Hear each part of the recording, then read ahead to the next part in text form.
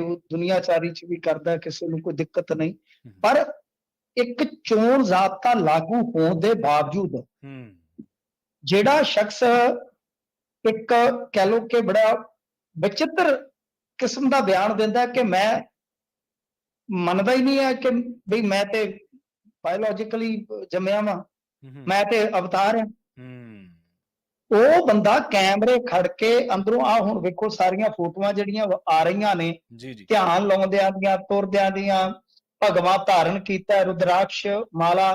ਭਾਈ ਸਾਨੂੰ ਕਿਸੇ ਨੂੰ ਕੀ ਪ੍ਰੋਬਲਮ ਆ? ਜੇ ਜਨਾਬ ਜਾਨ ਧਿਆਨ ਲਾਉਣ, ਕਿਤੇ ਵੀ ਮੈਡੀਟੇਸ਼ਨ ਕਰਨ, ਵਿਪਾਸਨਾ ਉਹ ਜਾਂਦਾ ਹੀ ਆ। ਹੂੰ ਕੇਜਰੀਵਾਲ ਆਪਾਂ ਕਹਿੰਦੇ ਕਿ ਸਾਡਾ ਜਹਾਜ਼ ਨਾ ਲਿਜਾ ਬਾਈ, ਜਿੱਥੇ ਮਰਜ਼ੀ ਤੁਰਿਆ ਫਿਰ ਸਾਨੂੰ ਕੀ ਆ? ਸਾਨੂੰ ਕੀ, ਬਿਲਕੁਲ ਸਹੀ ਹੈ। ਸਾਡੀ ਸੁਰੱਖਿਆ ਨਾ ਵਰਤ। ਹੁਣ ਇੱਥੇ ਕੀ ਹੈ ਕਿ ਚੋਣ ਜ਼ਾਬਤਾ ਲਾਗੂ, ਤੁਸੀਂ ਸੋਚ ਕੇ ਦੇਖੋ, ਇੱਕ ਬੰਦਾ ਜਿਹੜਾ ਇੱਕ ਤਰ੍ਹਾਂ ਨਾਲ ਕਹਿ ਲਓ ਕਿ ਬੜਾ, ਆਪਾਂ ਪੰਜਾਬੀ ਚ ਕਹੀਏ ਨਾ, ਜਿਹੜਾ ਆਪਾਂ ਕਹਿ ਦਿੰਦੇ ਕਿ ਇਹ ਤੇ ਹਿੱਲ ਗਿਆ, ਇਸ ਤਰ੍ਹਾਂ ਦਾ ਬਿਆਨ ਦੇਣ ਵਾਲਾ ਜਿਹੜਾ ਆਪਣੇ ਆਪ ਨੂੰ ਅਵਤਾਰ ਘੋਸ਼ਿਤ ਕਰ ਚੁੱਕਾ ਹੈ, ਤਾਂ ਉਹ ਬੰਦਾ ਜਾਂਦਾ ਤੇ ਤਾਮ ਝਾਮ ਲੈ ਕੇ, ਮਤਲਬ ਕਿ ਖੁਦ ਨੂੰ ਦਿਖਾ ਰਿਹਾ ਕਿ ਮੈਂ ਅਵਤਾਰ ਆ, ਮੈਂ ਭਗਵਾਨ ਦੀ ਸ਼ਰਨ ਦੇ ਵਿੱਚ ਆ। ਤੇ ਤੁਸੀਂ ਮੇਰੀ ਗੱਲ ਮੰਨੋ, ਅਵਤਾਰ ਐਲਾਨਣ ਦਾ ਮਤਲਬ ਕੀ ਹੈ? ਕਿ ਮੈਂ ਜੋ ਬੋਲ ਦਿੱਤਾ ਉਹ ਸਹੀ ਹੈ, ਉਹਦੇ ਤੇ ਯਕੀਨ ਕਰੋ, ਉਹਨੂੰ ਅਮਲ ਚ ਲਿਆਓ।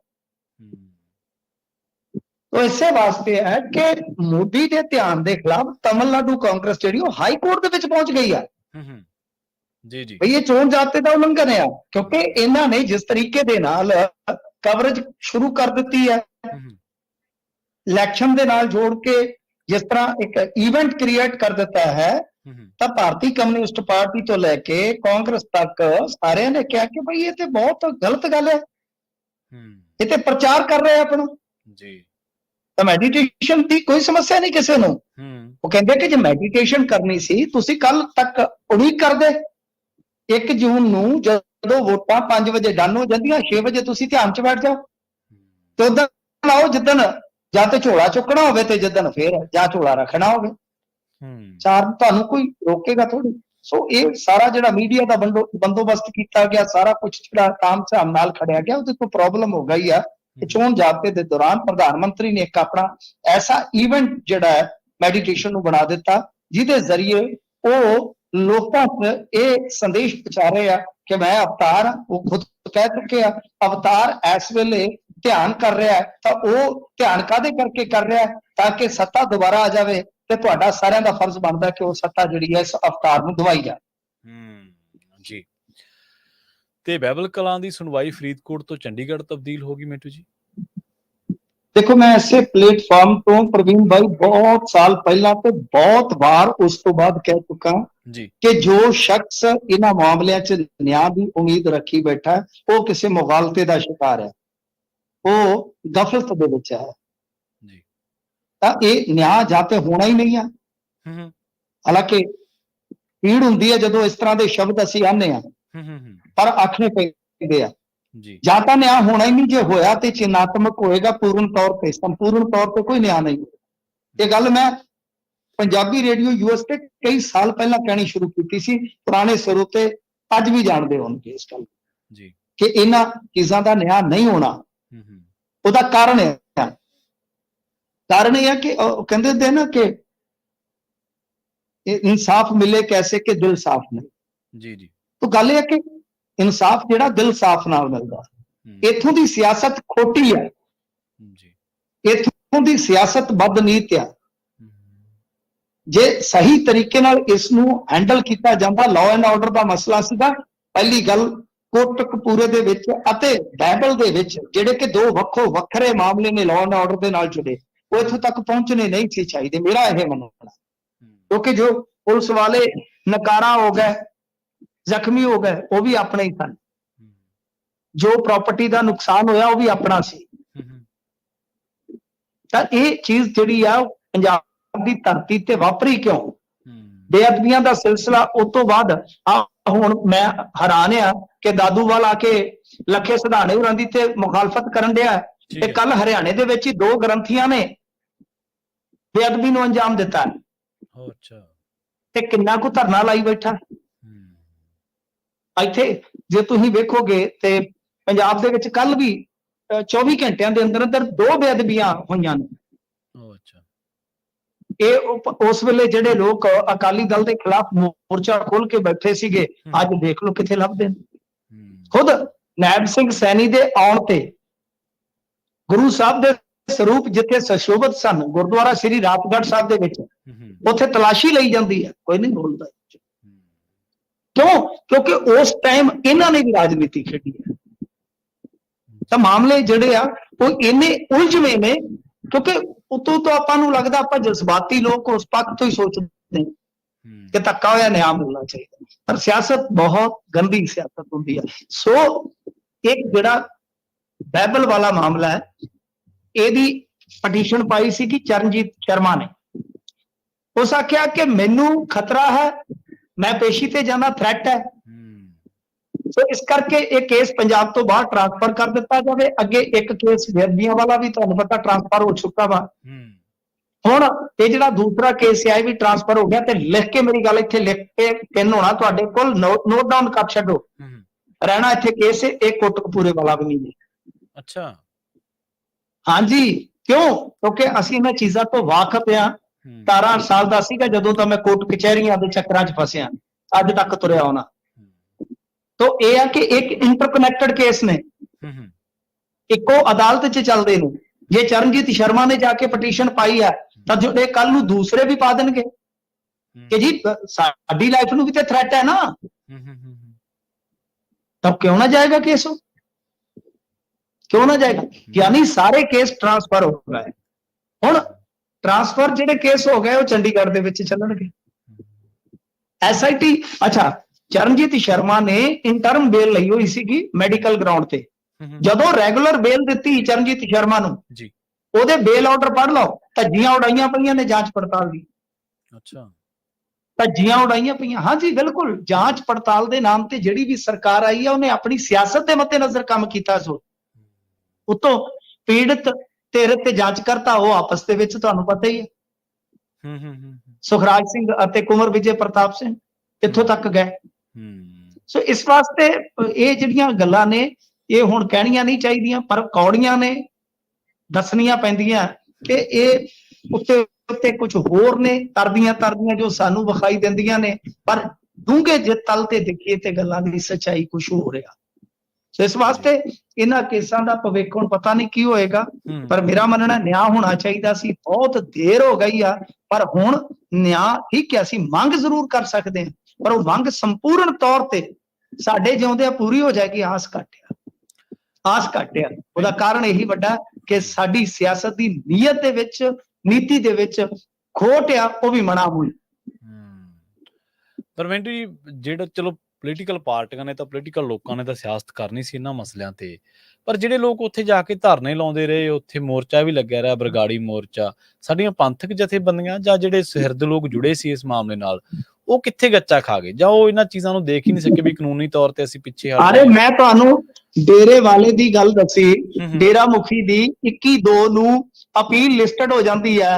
SGPC ਦੇ ਕੋਲ ਵਕੀਲਾਂ ਦੀ ਟੀਮ ਹੈ।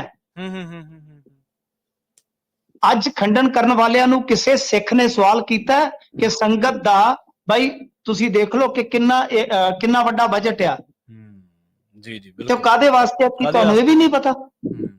ਅੱਛਾ ਬਈ ਤੁਸੀਂ ਸਰਕਾਰ ਤੇ ਦਬਾਅ ਬਣਾ ਸਕਦੇ ਸੀਗੇ, ਹੋਰ ਕੁਝ ਨਹੀਂ ਹੈ। ਤਾਂ ਦੂਜੀ ਚੀਜ਼ ਕਿ ਤੁਸੀਂ ਇਹ ਗੱਲ ਕੀਤੀ ਆ, ਕੁੰਵਰ ਵਿਜੇ ਪ੍ਰਤਾਪ ਸਿੰਘ ਨੂੰ ਕੁਝ ਪ੍ਰਚਾਰਕਾਂ ਨੇ, ਕੁਝ ਪੰਥ ਦੇ ਆਗੂਆਂ ਨੇ ਜਾ ਕੇ 골ਡ ਮੈਡਲ ਦਿੱਤਾ ਸੀ। ਹਾਂਜੀ ਦਿੱਤਾ ਸੀ।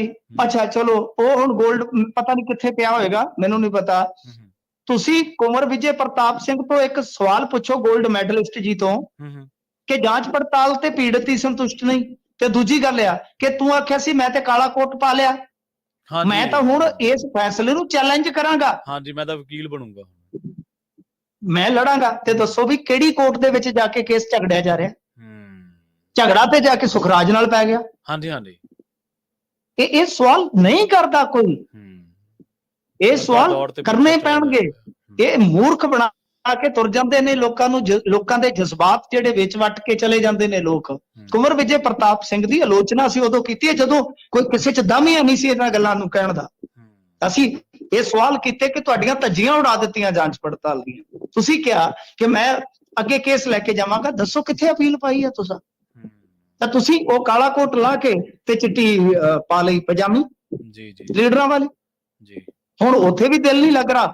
ਹੁਣ ਹੋ ਸਕਦਾ ਕਿ ਕੱਲ ਨੂੰ ਤੁਸੀਂ ਕਿਸੇ ਪੰਥਕ ਪਾਰਟੀ ਦੇ ਵਿੱਚ ਆ ਕੇ ਤੇ ਭਾਈ ਤੁਸੀਂ ਮਤਲਬ ਕਿ ਉੱਥੋਂ ਟਿਕਟ ਲੈ ਕੇ ਲੜ ਲਓ।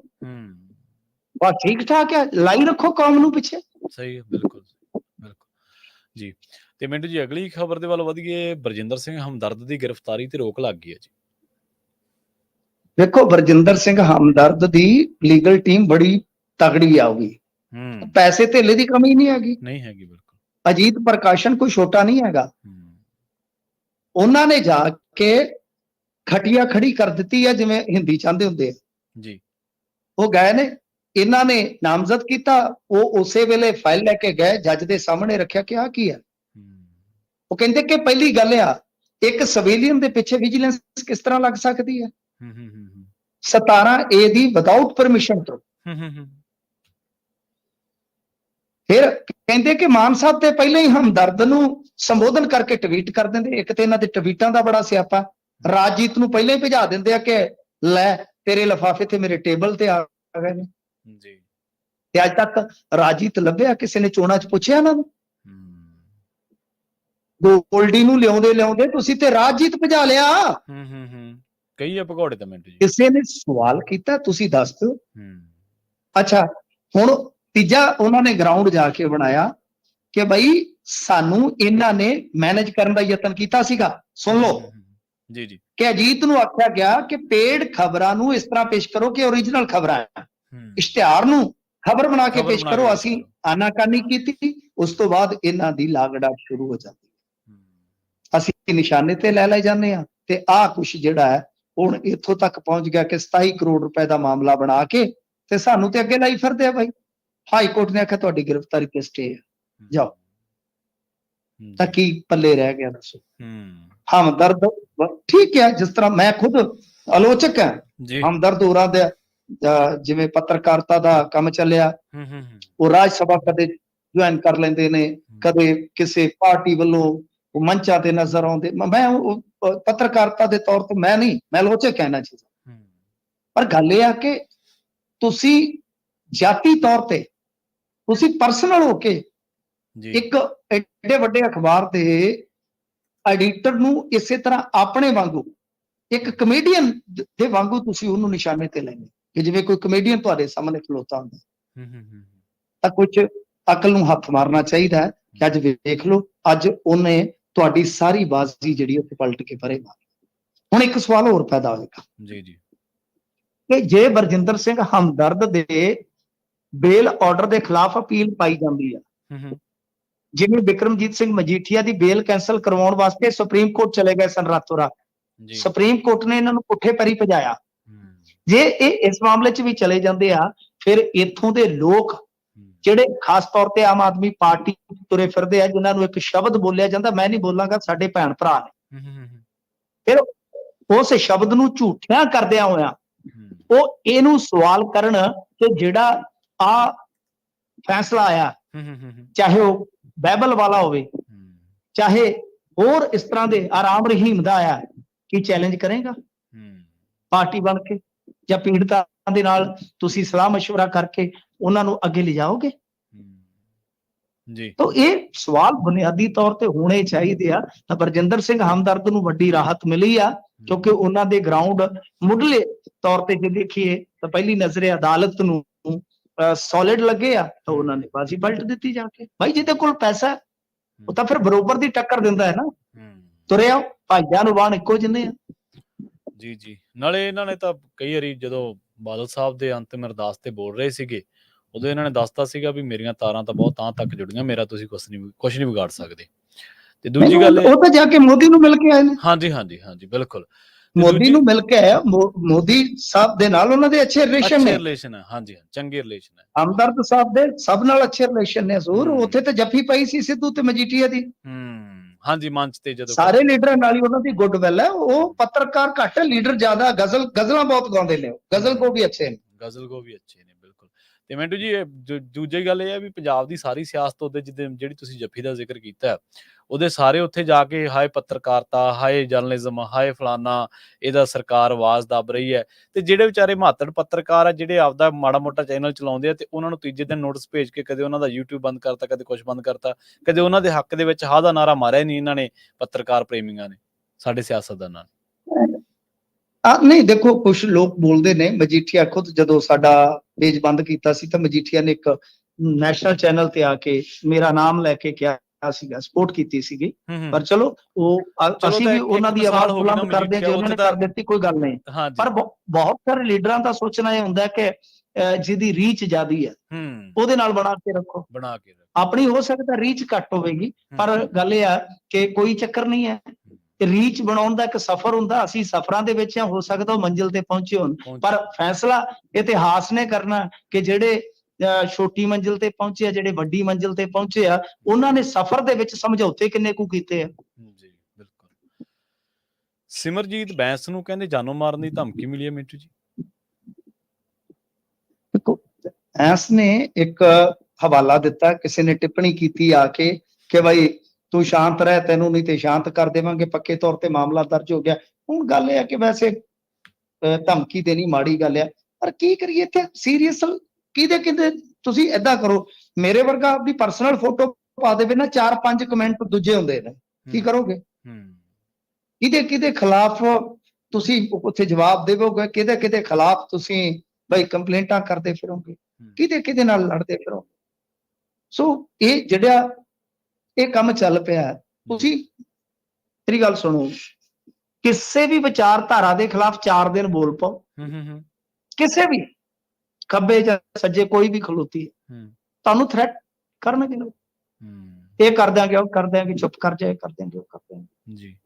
ਤਾਂ ਜੇ ਹੁਣ ਇਹਨਾਂ ਚੀਜ਼ਾਂ ਨੂੰ ਲੀਡਰ ਲੈ ਰਹੇ ਆ ਤਾਂ ਸੀਰੀਅਸਲੀ ਉਹ ਲੈਣ, ਕਿਉਂਕਿ ਉਹਨਾਂ ਨੇ ਤਾਂ ਫਿਰ ਤੁਹਾਨੂੰ ਪਤਾ ਹੀ ਹੈ ਦੇਖਣ ਆਲਾ ਦੁਆਲਾ। ਪਰ ਇਹ ਬਹੁਤ ਜ਼ਿਆਦਾ ਕਾਮਨ ਚੀਜ਼ ਹੋ ਗਈ, ਕਾਮਨ ਚੀਜ਼ ਹੋ ਗਈ ਆ। ਅਸੀਂ ਇੱਕ ਮਤਲਬ ਕਿ ਗਾਇਕ ਤੇ ਖਬਰ ਕਰ ਬੈਠੇ, ਮੈਨੂੰ ਅੱਜ ਵੀ ਯਾਦ ਆ, ਤੇ ਤੁਸੀਂ ਸੱਚ ਜਾਣੋ ਸਾਰੀ ਰਾਤ ਟੈਲੀਫੋਨ ਆਈ ਗਿਆ। ਹੁੰਦਾ ਇਹ ਹੁੰਦਾ, ਇਹ ਇੱਕ ਟ੍ਰੈਂਡ ਚੱਲ ਪਿਆ, ਪਰ ਇਹਦੇ ਤੇ ਕਾਰਵਾਈ ਹੋਣੀ ਚਾਹੀਦੀ। ਕਿਉਂ ਤੁਸੀਂ ਨੂੰ ਬਈ ਠੀਕ ਹੈ, ਜਦੋਂ ਤੁਸੀਂ ਨੂੰ ਆਜ਼ਾਦੀ ਮਿਲੀ ਹੈ, ਤੁਸੀਂ ਵੀ ਲਿਖ ਕੇ ਉਹਦਾ ਜਵਾਬ ਦੇ ਦਿਓ, ਤਰਕ ਕਰੋ, ਵਿਤਰਕ ਕਰੋ, ਵਿਚਾਰ ਕਰੋ, ਤਕਰਾਰ ਕਰੋ, ਕਿਸੇ ਨੂੰ ਧਮਕੀ ਦੇਣੀ ਗਲਤ ਆ। ਪਰ ਇਹ ਪੰਜਾਬੀਆਂ 'ਚ ਬਹੁਤ ਵੱਡਾ ਰੁਝਾਨ ਹੈ। ਪਹਿਲਾਂ RSS ਦੇ ਜਿਹੜੇ ਹੈਗੇ ਸੀ 2-2 ਰੁਪਈਏ ਵਾਲੇ ਇੱਟ ਪੂੰਜੀ ਟਰੋਲਰ, ਉਹ ਕਰਦੇ ਸਨ, ਬਲਾਤਕਾਰ ਕਰਾਂਗੇ, ਫਲਾਣੇ ਦਾ ਇਹ ਕਰ ਦਿਆਂਗੇ, ਉਹ ਕਰ ਦਿਆਂਗੇ, ਉਹ ਕਰ ਦਿਆਂਗੇ। ਉਹ ਤੇ ਹੁਣ ਬਹਿ ਗਏ ਨੇ ਬੀਅਰ ਦੀ ਝਾਗਾਂ ਨੂੰ, ਵੀ ਵੇਖਦੇ ਆ 4 ਤੋਂ ਬਾਅਦ ਕੀ ਹੋਏਗਾ। ਤੇ ਆ ਸਾਡੇ ਵਾਲਿਆਂ ਨੇ ਇਹ ਕੰਮ ਸ਼ੁਰੂ ਕਰ ਦਿੱਤਾ। ਇੱਥੇ ਤੇ ਕਾਲ ਲਾ ਲੈਂਦੇ ਨੇ, ਕਾਲ ਲਾ ਕੇ ਉਹ ਕਾਲ ਰਿਕਾਰਡ ਕਰ ਲੈਂਦੇ ਨੇ। ਹਾਲਾਂਕਿ ਕਾਲ ਰਿਕਾਰਡਿੰਗ ਕਰਕੇ ਤੁਸੀਂ ਨਸ਼ਰ ਨਹੀਂ ਕਰ ਸਕਦੇ, ਇਹ ਕ੍ਰਾਈਮ ਹੈ, ਕ੍ਰਾਈਮ ਹੈ ਬਿਲਕੁਲ, ਕਿਸੇ ਦੇ ਕੰਸੈਂਟ ਤੋਂ ਬਿਨਾਂ। ਇਹ ਉਹ ਪਾ ਦਿੰਦੇ ਨੇ, ਹੋਰ ਕੁਝ ਨਹੀਂ। ਉਹ ਤੁਹਾਡੀਆਂ ਕੀਤੀਆਂ ਗੱਲਾਂ ਤੇ ਤੁਹਾਨੂੰ ਕੀ ਅੱਜ ਕੱਲ ਹੋਰ ਹੀ ਚੱਲਿਆ, ਰੋਸਟ ਕਰਕੇ ਉਹ ਵੀਡੀਓ ਪਾ ਦਿੰਦੇ ਨੇ। ਹਾਂਜੀ, ਉਹ ਤਾਂ ਨਵਾਂ ਹੀ ਕੰਮ ਚੱਲਿਆ। ਇਹ ਕੋਈ ਲਗਾਮ ਕੱਸਣੀ ਚਾਹੀਦੀ ਹੈ ਇਹਨਾਂ ਚੀਜ਼ਾਂ ਤੇ। ਸੋ ਇਹ ਕੋਈ ਫੇਸਬੁੱਕ ਤੇ ਆਈ ਹੈ ਟਿੱਪਣੀ, ਤਾਂ ਹੀ ਇਹ ਮਾਮਲਾ ਦਰਜ ਹੋਇਆ। ਜੀ। ਤੇ ਅਮਰਤਪਾਲ ਸਿੰਘ ਦੇ ਸਮਰਥਕ ਤੇ ਆਮ ਆਦਮੀ ਪਾਰਟੀ ਦੇ ਵਲੰਟੀਅਰ ਭਿੜ ਗਏ ਜੀ। ਦੇਖੋ, ਇਹ ਗੱਲ ਜਿਹੜੀ ਹੈ ਬਿਲਕੁਲ ਫਰਜ਼ੀ ਆ। ਇਹ ਐਵੇਂ ਇਹਨਾਂ ਨੇ ਕੱਲ ਦੀ ਗੱਲ ਫਲਾਈ ਆ। ਅਸੀਂ ਸਾਰੀ ਖਬਰ ਦੀ ਤਹਿ ਤੱਕ ਗਏ ਆ। ਇਹ ਸਭ ਤੋਂ ਪਹਿਲਾਂ ਖਬਰ ਲਾਈ ਦੈਨਿਕ ਭਾਸਕਰ ਨੇ। ਅਸੀਂ ਦੈਨਿਕ ਭਾਸਕਰ ਦੇ ਜਿਹੜੇ ਡਿਜੀਟਲ ਇੰਚਾਰਜ ਸੀ ਉਹਨਾਂ ਦੇ ਨਾਲ ਵੀ ਗੱਲ ਕੀਤੀ। ਉਹ ਕਹਿੰਦੇ ਜੀ ਬਾਬਾ ਬਕਾਲੇ ਦੇ ਲਾਗੇ ਇੱਕ ਪਿੰਡ ਦੀ ਗੱਲ ਆ, ਤੇ ਅਸੀਂ ਆਖਿਆ ਪਿੰਡ ਦਾ ਨਾਮ ਪਤਾ ਕਰਕੇ ਦੱਸਦਾ ਜੀ। ਘਟਨਾ ਕਿੱਥੋਂ ਦੀ? ਉਹ ਘਟਨਾ ਦਾ ਜ਼ਿਕਰ ਹੀ ਨਹੀਂ ਪਿੰਡ ਦਾ। ਖਬਰ ਅਸੀਂ ਜਦੋਂ ਜਰਨਲਿਜ਼ਮ ਕਰਦੇ ਆ ਪ੍ਰਿੰਟ ਦੇ ਵਿੱਚ, ਤਾਂ ਸਾਨੂੰ ਸਭ ਤੋਂ ਪਹਿਲਾਂ ਕੱਕਿਆਂ ਬਾਰੇ ਸਿਖਾਇਆ ਜਾਂਦਾ ਕਿ ਕੱਕੇ ਜੇ ਤੁਹਾਡੀ ਖਬਰ 'ਚ ਨਹੀਂ ਹੈ ਤਾਂ ਤੁਹਾਡੀ ਖਬਰ ਅਧੂਰੀ ਹੈ, ਜਾਂ ਤੁਹਾਡੀ ਖਬਰ ਤੁਹਾਨੂੰ ਖਤਮ ਕਰਦਾ ਹੈਗੀ। ਕੌਣ, ਕਿੱਥੇ, ਕਦੋਂ, ਕਿਵੇਂ, ਠੀਕ ਹੈ ਨਾ। ਇਹ ਸਾਰੀਆਂ ਚੀਜ਼ਾਂ ਤੁਹਾਨੂੰ ਇੱਕ ਖਬਰ 'ਚ ਦੇਣੀਆਂ ਪੈਂਦੀਆਂ। ਤੁਹਾਡੇ ਕੋਲ ਤੇ ਇਹ ਨਹੀਂ ਪਤਾ ਕਿੱਥੇ ਖਬਰ ਕਿੱਥੋਂ ਦੀ ਹੈ। ਅਸੀਂ ਘੇਰਿਆ ਉਹਨਾਂ ਨੂੰ, ਸਾਡੀ ਟੀਮ ਨੇ ਦੈਨਿਕ ਭਾਸਕਰ ਦਾ ਪਿੱਛਾ ਕੀਤਾ। ਅਸੀਂ ਖੁਦ ਨਾਲੇ ਦੈਨਿਕ ਭਾਸਕਰ 'ਚ ਮੈਂ ਔਰ ਮੇਰਾ ਸਾਥੀ ਕੰਮ ਕਰਦੇ ਰਹੇ, ਪਰ ਅਸੂਲਾਂ ਦੀ ਲੜਾਈ 'ਚ ਸਭ ਜਾਇਜ਼ ਹੁੰਦਾ ਹੈ। ਜੀ ਅਸੀਂ ਕੋਈ ਅਮਰਤਪਾਲ ਦੇ ਸਪੋਰਟਰ ਨਹੀਂ ਹੈਗੇ, ਪਰ ਐਵੇਂ ਬਿਨਾਂ ਗੱਲ ਤੋਂ ਕੋਈ ਪਲਾਂਟ ਕਰੇ ਖਬਰਾਂ, ਬਤੌਰ ਮੀਡੀਆ ਕਰਮੀ ਸਾਡਾ ਇਹ ਵੀ ਫਰਜ਼ ਹੈ ਕਿ ਇੱਕ ਉਮੀਦਵਾਰ ਜਦੋਂ ਲੜ ਰਿਹਾ ਹੈ ਤਾਂ ਉਹਦੇ ਜਿਹੜੇ ਉਮੀਦਵਾਰ ਦੇ ਤੌਰ ਤੇ ਸੰਵਿਧਾਨਕ ਹੱਕ ਆ ਉਹਨਾਂ ਦੀ ਰਾਖੀ ਕਰਨੀ ਚਾਹੀਦੀ ਹੈ, ਕਿਉਂਕਿ ਉਹਨਾਂ ਕੋਲ ਫੇਕ ਨਿਊਜ਼ ਨਾਲ ਲੜਨ ਵਾਸਤੇ ਪ੍ਰਬੰਧ ਨਹੀਂ ਹੈਗਾ, ਦੂਜਾ ਕੋਲ ਹੈਗਾ। ਉਹ ਤੇ ਆਪਦੀ ਉਲਝਣ ਚ ਉਲਝੇ ਉਹਨਾਂ ਦੇ ਸਮਰਥਕ। ਜੀ ਜੀ। ਸੋ ਫਿਰ ਅਸੀਂ ਲਾਲਜੀਤ ਭੁੱਲਰ ਨੂੰ ਫੋਨ ਕੀਤਾ ਕਿ ਤੁਹਾਡੇ ਵਲੰਟੀਅਰ ਕਿੱਥੇ ਕੁੱਟੇ ਗਏ, ਕਿਉਂਕਿ ਖਬਰ 'ਚ ਲਿਖਿਆ ਗਿਆ ਕਿ ਵਲੰਟੀਅਰ ਨਾ ਸਿਰਫ ਕੁੱਟੇ ਆ ਬਲਕਿ ਜ਼ਖਮੀ ਹੋ ਗਏ। ਉਹ ਆਂਦਾ ਭਾਊ ਜੀ ਕਿਤੇ ਕੋਈ ਗੱਲ ਹੀ ਨਹੀਂ ਵਾਪਰੀ, ਦੱਸੋ ਕਿਹੜੀਆਂ ਗੱਲਾਂ ਕਰਦੇ ਜਲਾਓ। ਮਤਲਬ ਕਿ ਵਲੰਟੀਅਰ ਆਪ ਹੀ ਪਲਾਂਟ ਕਰ ਰਿਹਾ। ਹਾਂਜੀ, ਮੀਡੀਆ ਆਪ ਹੀ ਪਲਾਂਟ ਕਰ ਰਿਹਾ ਖਬਰਾਂ। ਤੁਸੀਂ ਨਤੀਜਾ ਕੱਢੋ। ਪੀੜਤ ਧਿਰ ਕਹਿੰਦੀ ਸਾਡੇ ਨਾਲ ਤਾਂ ਹੋਇਆ ਹੀ ਕੁਛ ਨਹੀਂ। ਜੇ ਵਲੰਟੀਅਰ ਜ਼ਖਮੀ ਨੇ ਖਬਰ ਦੇ ਵਿੱਚ, ਜੇ ਤੁਸੀਂ ਕਿਸੇ ਜ਼ਖਮੀ ਦਾ ਜ਼ਿਕਰ ਕਰ ਰਹੇ ਹੋ ਤਾਂ ਕਿਹੜੇ ਹਸਪੀਟਲ ਆ, ਕਿੱਥੇ ਆ ਗਿਆ ਨਾ ਉਹ, ਕਿੱਥੇ ਜੀ ਉਹ ਕਿੱਥੇ ਆ? ਕਿਉਂਕਿ ਜ਼ਖਮੀ ਦੀ ਪੁਸ਼ਟੀ ਤਾਂ ਉੱਥੇ ਹੀ ਹੁੰਦੀ ਹੈ ਨਾ, ਕਿ ਜਦੋਂ ਕੋਈ ਬੰਦਾ ਹਸਪੀਟਲ ਪਹੁੰਚ ਜਾਂਦਾ। ਤਾਂ ਇਸ ਕਰਕੇ ਇਸ ਖਬਰ ਦਾ ਕੋਈ ਸਿਰ ਪੈਰ ਨਹੀਂ ਹੈਗਾ, ਕੁਝ ਵੀ ਹੈ ਨਹੀਂ। ਕਈ ਅਦਾਰੇ ਕੀ ਆ ਪੰਜਾਬੀ ਚ, ਜਿਵੇਂ ਦੈਨਿਕ ਭਾਸਕਰ ਨੇ ਲਾ ਦਿੱਤਾ, ਉਹਨਾਂ ਨੇ ABP ਨੂੰ ਚੱਕਿਆ ਸੀ। ਜਦੋਂ ਦੈਨਿਕ ਭਾਸਕਰ ਨੂੰ ਘੇਰਿਆ ਤੇ ਉਹ ਕਹਿੰਦੇ ਜੀ ਇਹ ਤਾਂ ਇੱਕ ਹੋਰ ਵੈਬਸਾਈਟ ਨੇ ਲਾਈ ਸੀ। ਲਓ, ਅਸੀਂ ਉਹਨਾਂ ਨੂੰ ਪੁੱਛਿਆ, ਕਹਿੰਦੇ ਵੀਰੇ ਅਸੀਂ ਨਹੀਂ ਲਾਈ, ਉਹ ਜਾਣ ਛੜਾਈ ਜਾਂਦੇ ਜੀ। ਦੇਖੋ ਇਹ ਤੰਤਰ ਬਣ ਚੁੱਕਾ ਹੈ, ਐਸਾ ਇਹ ਖੇਡ ਖੇਡਿਆ ਜਾ ਰਿਹਾ। ਉਹਦੇ ਵਿੱਚ ਅਖੀਰ ਤੇ ਪੰਕਤੀ ਪਾਈ ਆ ਕਿ ਆਪ ਦੇ ਬੁਲਾਰੇ ਨੇ ਕਿਹਾ ਕਿ ਇਸ ਹਿੰਸਾ ਦਾ ਜਵਾਬ ਵੋਟ ਨਾਲ ਜਨਤਾ ਦੇਵੇ, ਤੇ ਆਪ ਦੇ ਉਸ ਬੁਲਾਰੇ ਦਾ ਨਾਂ ਹੀ ਹੈ ਨਹੀਂ ਖਬਰ ਚ। ਕੌਣ? ਮਤਲਬ ਕਿ ਕੁਛ ਵੀ ਨਹੀਂ ਆ, ਬੇਸਲੈਸ ਜਰਨਲਿਜ਼ਮ, ਐਥਿਕਸ ਤੋਂ ਬਿਲਕੁਲ ਗਿਰਿਆ ਜਰਨਲਿਜ਼ਮ। ਕਿਉਂ? ਅਸੀਂ ਠੀਕ ਆ, ਤੁਸੀਂ ਅਮਰਤਪਾਲ ਸਿੰਘ ਤੇ ਸਵਾਲ ਕਰੋ, ਉਹਨੇ ਇਲੈਕਸ਼ਨ ਲੜਨ ਤੋਂ ਬਾਅਦ ਕੀ ਕਰਨਾ ਪੁੱਛੋ ਉਹਦੀ ਟੀਮ ਤੋਂ, ਉਹਨਾਂ ਦਾ ਏਜੰਡਾ ਕੀ ਆ, ਤੁਸੀਂ ਸਵਾਲ ਕਰੋ, ਆਲੋਚਨਾ ਕਰੋ, ਆਜ਼ਾਦ ਹੋ। ਪਰ ਕਿਸੇ ਦੀ ਕੰਪੇਨ, ਜਿਹੜਾ ਬੰਦਾ ਅੰਦਰ ਬੈਠਾ ਉਹਦੀ ਪ੍ਰਭਾਵਿਤ ਕਰਨ ਵਾਸਤੇ ਤੁਸੀਂ ਫਰਜ਼ੀ ਖਬਰਾਂ ਪਲਾਂਟ ਕਰੋ, ਇਹ ਤੇ ਬਹੁਤ ਖਤਰਨਾਕ ਜਰਨਲਿਜ਼ਮ ਹੋ ਰਿਹਾ ਪੰਜਾਬ 'ਚ। ਬਿਲਕੁਲ ਜੀ, ਬਿਲਕੁਲ।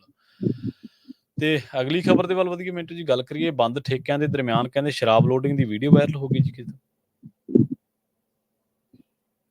ਦੇਖੋ ਗੱਲ ਇਹ ਆ ਕਿ ਸ਼ਰਾਬ ਜਿਹੜੀ ਆ ਉਹ ਬੰਦ ਆ ਪੰਜਾਬ ਦੇ ਵਿੱਚ, ਠੇਕਿਆਂ ਤੇ ਬੰਦ ਆ। ਠੇਕੇ ਬੰਦ ਨੇ, ਕੱਲ ਸ਼ਾਮੀ 5 ਵਜੇ ਤੋਂ ਠੇਕੇ ਬੰਦ ਸੀ। ਤੁਹਾਨੂੰ ਪਤਾ ਕਿ ਅੱਜ EVM ਤੁਰ ਪਈਆਂ ਨੇ, ਪਿੰਡਾਂ 'ਚ ਪਹੁੰਚ ਚੁੱਕੀਆਂ। ਮੇਰੇ ਪਿੰਡ ਵੀ ਆ ਗਏ ਨੇ BSF ਵਾਲੇ, EVM ਜਿਹੜੀਆਂ ਸੱਜ ਚੁੱਕੀਆਂ। ਇਹ ਪ੍ਰਬੰਧ ਹੋ ਰਿਹਾ, ਕੂਲਰ ਲੱਗ ਗਏ ਨੇ, ਆਲੇ ਦੁਆਲੇ ਬੋਰੀਆਂ ਗਿੱਲੀਆਂ ਕਰਕੇ ਸਾਡੇ ਪਿੰਡ ਦੇ ਵਸਨੀਕਾਂ ਨੇ ਲਾਈਆਂ ਕਿ ਇਹਨਾਂ ਨੂੰ ਠੰਡ ਥੋੜੀ ਅਹਿਸਾਸ ਹੋਵੇ, ਗਰਮੀ ਬੜੀ ਹੈ। ਯਾਨੀ EVM ਜਿਹੜੀਆਂ ਉਹ ਬੂਥਾਂ ਤੇ ਪਹੁੰਚ ਚੁੱਕੀਆਂ ਤੇ ਸਵੇਰੇ ਪੀ ਹੋਣੀ ਉਹਨਾਂ ਦੀ ਬਸ ਜੀ। ਤੇ ਉਧਰੋਂ ਲੋਕਾਂ ਦੀ ਤਰਾਹ ਵੀ ਹੋ ਸਕਦੀ ਆ, ਟੈਂਪਰੇਚਰ ਬਹੁਤ ਜ਼ਿਆਦਾ, ਤਾਂ ਤਿਆਰੀ ਹੈ ਸਭ ਕੁਝ। ਠੇਕੇ ਬੰਦ ਨੇ, ਇਸ ਦਰਮਿਆਨ ਇਹ ਵੀਡੀਓ ਵਾਇਰਲ ਹੁੰਦੀ ਹੈ ਤੇ ਇਹਦਾ ਮਤਲਬ ਇਹ ਹੈ ਕਿ ਕੰਮ ਚੱਲੀ ਜਾਂਦਾ। ਦੇਖੋ ਧਨਾੜ ਲੋਕਾਂ ਦੀਆਂ ਇੱਥੇ ਡਿਸਟਿਲਰੀਆਂ, ਧਿਆਨ ਜਿਹੜੇ ਇਹਨਾਂ ਚੀਜ਼ਾਂ ਦਾ ਧਿਆਨ ਰੱਖਦੇ, ਉਹਨਾਂ ਨੂੰ ਪਤਾ ਹੈ ਕਿ ਅਰੁਣਾਚਲ ਪ੍ਰਦੇਸ਼ ਤੱਕ ਸ਼ਰਾਬ ਕਿਹਨਾਂ ਦੀ ਵਿਕਦੀ ਆ। ਕਰੋਨਾ ਦੇ ਵਿੱਚ ਜਦੋਂ ਠੇਕੇ ਬੰਦ ਸਨ ਤੇ ਹੋਮ ਡਿਲੀਵਰੀ ਕਿਹੜੇ ਲੋਕ ਕਰਦੇ ਰਹੇ, ਸੱਤਾਧਾਰੀਆਂ ਦੇ। ਤਾਂ ਇਹ ਸਾਰਾ ਕੁਝ ਮਤਲਬ ਕਿ ਜਨਤਾ ਨੂੰ ਪਤਾ ਹੀ ਆ। ਪਰ ਇਹ ਹੈਰਾਨਗੀ ਦੀ ਗੱਲ ਆ ਕਿ ਇਹ ਵੀਡੀਓ ਜਿਹੜੀ ਪੇਟੀਆਂ ਲੱਦੀਆਂ ਜਾ ਰਹੀਆਂ ਨੇ, ਤੇ ਉਹ ਪਤਾ ਨਹੀਂ ਹੁਣ ਇਹਨਾਂ ਨੂੰ ਕੋਈ ਰੋਕਦਾ ਕਿ ਨਹੀਂ ਰੋਕਦਾ। ਬਈ ਇਹ ਸ਼ਰਾਬ ਵੰਡੀ ਵੀ ਜਾ ਰਹੀ ਹੈ। ਥਾਣਾ ਨੂਰਮਹਿਲ ਦੀ ਪੁਲਿਸ ਨੇ ਹੁਣ ਦੱਸਦੇ ਕਿ ਜਦੋਂ ਰੌਲਾ ਪਿਆ, ਇੱਕ ਬੰਦੇ ਦੇ ਖਿਲਾਫ ਐਕਸਾਈਜ਼ ਐਕਟ ਦੇ ਤਹਿਤ ਮਾਮਲਾ ਦਰਜ ਕਰ ਲਿਆ, ਤੇ ਪਛਾਣ ਦਲਜਿੰਦਰ ਸਿੰਘ ਵਾਸੀ ਲਿਦੜਾ ਵਜੋਂ ਹੋਈ ਆ। ਤਾਂ ਇਹ ਆਪਣੇ ਆਪ ਦੇ ਵਿੱਚ ਬਹੁਤ ਹੀ ਕਹਿ ਲਓ ਕਿ ਧਿਆਨ ਮੰਗਦੀ ਖਬਰ ਆ। ਜਦੋਂ ਇਲੈਕਸ਼ਨ ਬਿਲਕੁਲ ਕੰਢੇ ਤੇ ਆ ਤਾਂ ਉਦੋਂ ਠੇਕੇ ਸਾਰੇ ਬੰਦ ਆ, ਇੱਥੇ ਪੇਟੀਆਂ ਦੀਆਂ ਪੇਟੀਆਂ ਸ਼ਰਾਬ ਜਿਹੜੀ ਆ ਲੋਡ ਕਰਕੇ ਵੰਡੀ ਜਾ ਰਹੀ ਆ ਜੀ। ਤਾਂ ਇਹ ਸਭ ਸੱਚ ਹੈ, ਇਹ ਤਲਖ ਹਕੀਕਤ ਹੈ ਕਿ ਭਾਈ ਜਦੋਂ ਜਿਸ ਵੇਲੇ ਇਹ ਸਭ ਕੁਝ ਜ਼ਰੂਰ ਲੋਕ ਮੰਗਦੇ ਆ ਉਸ ਵੇਲੇ ਚਾਹੇ ਠੇਕੇ ਬੰਦ ਕਰ ਲਓ, ਕੁਝ ਵੀ ਕਰ ਲਓ, ਸਪਲਾਈ ਘਰਾਂ ਤੱਕ ਪਹੁੰਚ ਜਾਂਦੀ ਹੈ। ਜ਼ਿਮਨੀ ਚੋਣ ਦੇ ਵਿੱਚ ਸਾਡੇ ਅਹਿਮ ਸੂਤਰ ਦੱਸ ਰਹੇ ਸੀਗੇ ਕਿ ਸ਼ਰਾਬ ਜਿਹੜੀ ਹੈ ਉਹ ਪੁਲਿਸ ਦੀਆਂ ਗੱਡੀਆਂ ਚ ਢੋਈ ਗਈ ਜਲੰਧਰ ਦੇ ਵਿੱਚ। ਤਾਂ ਕੀ ਕਹੋਗੇ ਤੁਸੀਂ? ਜੀ ਚੋਣ ਕਮਿਸ਼ਨ ਦੀ ਕਾਰ ਤੁਹਾਡੇ ਮੇਰੇ ਵਰਗੇ ਦੀ ਗੱਡੀ ਨੂੰ ਵੇਖੇਗੀ, ਪੁਲਿਸ ਦੀ ਗੱਡੀ ਦੀ ਥੋੜੀ ਤਲਾਸ਼ੀ ਲਵੇਗੀ। ਵੱਡੇ ਅਫਸਰਾਂ ਨੇ ਪੇਟੀਆਂ ਦੀਆਂ ਪੇਟੀਆਂ ਗੱਡੀਆਂ 'ਚ ਰੱਖ ਕੇ ਇਧਰ ਉਧਰ ਕੀਤੀਆਂ। ਸ਼ਰਾਬ ਚੱਲ ਰਹੀ ਆ ਪੰਜਾਬ 'ਚ, ਐਵੇਂ ਮੈਂ ਤੁਹਾਨੂੰ ਕਹਾਂ, ਬੋਤਲ ਪਿੱਛੇ ਵਿਕਣ ਵਾਲੇ ਲੋਕ ਹਾਲੇ ਵੀ ਮੌਜੂਦ ਆ। ਬੀਕਾਨੇਰੀ ਭੁਜੀਆ ਖਾ ਕੇ ਆਪਣੇ ਭਵਿੱਖ ਨੂੰ ਦਾਅ ਤੇ ਲਾਉਣ ਵਾਲੇ ਹੈਗੇ ਨੇ, ਪਰ ਥੋੜੇ ਆ, ਗਿਣਤੀ ਸਾਰਿਆਂ ਦੀ ਨਹੀਂ, ਆਪਾਂ ਕਹਿ ਸਕਦੇ ਕਿ ਸਾਰੇ ਆ। ਬੀਕਾਨੇਰੀ ਭੁਜੀਆ ਤੇ ਬੋਤਲ ਤੇ ਵਿਕਣ ਵਾਲੀਆਂ ਵੋਟਾਂ ਜਿਹੜੀਆਂ ਉਹ ਅੱਜ ਸ਼ਾਮ ਤੱਕ ਕਹਿ ਲਓ ਕਿ ਇਹਨਾਂ ਨੇ ਨਵਾ ਦੇਣੀਆਂ, ਸਵੇਰੇ ਇਹਨਾਂ ਨੂੰ ਵੱਢ ਲੈਣਗੇ। ਆਹੀ ਕੁਛ ਆ। ਹੋ ਸਕਦਾ ਪੈਸਾ ਧੇਲਾ ਵੀ ਵੰਡਿਆ ਜਾਵੇ ਅੱਜ ਰਾਤ। ਹਾਂਜੀ ਇਹ ਤਾਂ ਆਪਾਂ ਨੂੰ ਪਤਾ ਹੀ ਆ, ਅਕਸਰ ਆਪਾਂ ਉੱਥੇ ਹੀ ਰਹਿੰਦੇ ਹਾਂ ਮਿੰਟੂ ਜੀ, ਉਹਨਾਂ ਚੀਜ਼ਾਂ ਦਾ ਆਪਾਂ ਨੂੰ ਪਤਾ ਹੈ ਕਿ ਜਦੋਂ ਇਹ ਪ੍ਰਚਾਰ ਖਤਮ ਹੋ ਜਾਂਦਾ, ਫਿਰ ਜਿਹੜਾ ਸਟੇਜੀ ਪ੍ਰਚਾਰ ਹੁੰਦਾ ਜਾਂ ਰੈਲੀਆਂ ਰਾਹੀਂ ਪ੍ਰਚਾਰ ਹੁੰਦਾ, ਫਿਰ ਉਹ ਦੂਜੀਆਂ ਜਿਹੜੀਆਂ ਵਾਰਦਾਤਾਂ ਜਾਂ ਕਰਤੂਤਾਂ ਕਿਵੇਂ ਕਰਦਾ ਆਪਾਂ ਨੂੰ ਪਤਾ ਹੀ ਹੈ। ਰਾਤ ਦੇ ਹਨੇਰਿਆਂ 'ਚ ਪੈਸਾ ਵੰਡਣਾ, ਸ਼ਰਾਬ ਵੰਡਣੀ, ਕਿਉਂਕਿ ਅਮਲਾ ਫਾਲਾ ਤਾਂ ਪੋਲਿੰਗ ਬੂਥਾਂ ਤੇ ਚਲਾ ਜਾਂਦਾ ਤੇ ਪੁਲਿਸ ਜਿਵੇਂ ਤੁਸੀਂ ਦੱਸਿਆ ਵੀ ਹੋ ਕੇ ਵੀ ਨਾ ਹੋਇਆ ਵਰਗੀ ਹੋ ਜਾਂਦੀ ਹੈ, ਤੇ ਫਿਰ ਤਾਂ ਚਲੋ ਜੋ ਮਰਜ਼ੀ ਚੱਲੀ ਜਾਵੇ। ਪੈਸਾ ਧੇਲਾ ਅੱਜ ਕੱਲ ਡਾਇਰੈਕਟ ਵੰਡਦੇ ਨਹੀਂ, ਉੱਥੇ ਕੂਪਨ ਦੇ ਦਿੰਦੇ ਨੇ। ਹਾਂਜੀ, ਇੱਕ ਪਰਚੀ ਹੁੰਦੀ ਹੈ, ਗੁਪਤ ਕੋਡ ਲਿਖਿਆ ਜਾਂਦਾ ਕਿ ਜੇ ਕੈਸ਼ ਲੈਣਾ ਜਾ ਕੇ ਫਲਾਣੀ ਥਾਂ ਤੋਂ ਕੈਸ਼ ਚੱਕ ਲਾ, ਦਾਰੂ ਚੱਕਣੀ ਹੈ ਦਾਰੂ ਚੱਕ ਲਾ, ਰੰਗੀਨ ਟੈਲੀਵਿਜ਼ਨ ਲੈਣਾ ਉਹ ਲੈ ਲਾ। ਕਈ ਵਾਰੀ ਕਈ ਸ਼ੌਕੀਨ ਕਹਿੰਦੇ ਆ ਕਿ ਨਹੀਂ ਮੈਂ ਤੇ ਕੈਮਰਾ ਲੈਣਾ, ਉਹਨੂੰ ਕੈਮਰਾ ਵੀ ਦੇ ਦਿੰਦੇ ਆ ਕਿ ਜਾਂ ਫੋਟੋ ਖਿੱਚ ਲਾ। ਜੀ, ਤੇ ਜਥੇਦਾਰ ਸਾਹਿਬ ਵੱਲੋਂ ਯੋਗੀ ਨੂੰ ਕੋਈ ਅਲਟੀਮੇਟਮ ਦਿੱਤਾ ਗਿਆ ਜੀ ਕਿਸੇ ਮਾਮਲੇ 'ਚ?